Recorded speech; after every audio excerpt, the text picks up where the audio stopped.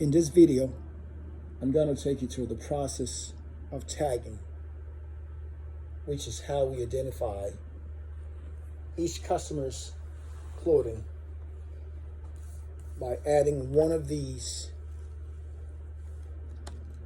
tags, which is off a ticket. So before this, a customer came in, dropped off their clothes, and the ticket here, which I've written out already, has their name, and the pieces they brought in is all listed here. After this, these items need to be tagged. These are the tags. As you can see, these tags, the numbers here corresponds with the number there on this ticket. So this is the ticket and this is the tags. So they have 5 items, and I'm going to remove 5 of these tags. Each ticket has about 8 tags on them. So I'm going to take out 5 for this purpose. So what I do is look for the labels on each of these items and tag where the labels are. In most cases, it is recommended to tag at a label that can be easily read. For shirts, however, we have a slightly different process. The shirts are usually tagged in the buttonholes, and we use the last buttonhole of the shirt.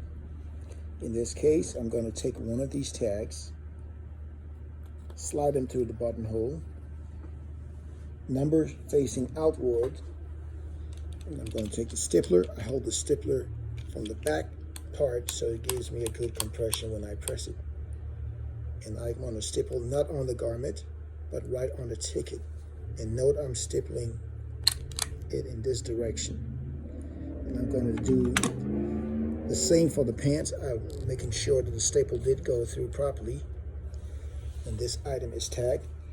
I also will remove the buttons from the neck, the collar, and the buttons from the sleeves and the cuffs. And I'm going to check. In this case, there's none on it. Do a quick check on the shirt to make sure there are no spots or damages or discoloration prior to us cleaning it. And then I'm going to put the shirt into the shirt bag. Next, I'm going to take this pants, and like I said, we find where the label is in most cases. I could use the label right here, but for the pants, we use the first loop to the left of the pants because it's easy to be seen in this direction. And the key thing here to remember is tag them where they're easy to be seen. So again, tag is facing outwards where they can be read by whoever is facing them. And this is tagged. I check the pockets to make sure there's no ink or any tissues or paper that may be damaged during the cleaning process or cause problem to other clothing. I check this pants for any stains or discoloration or any damage on it. And once it's good, I go ahead and place it in the bag for cleaning. And I'm going to do the final tag in here.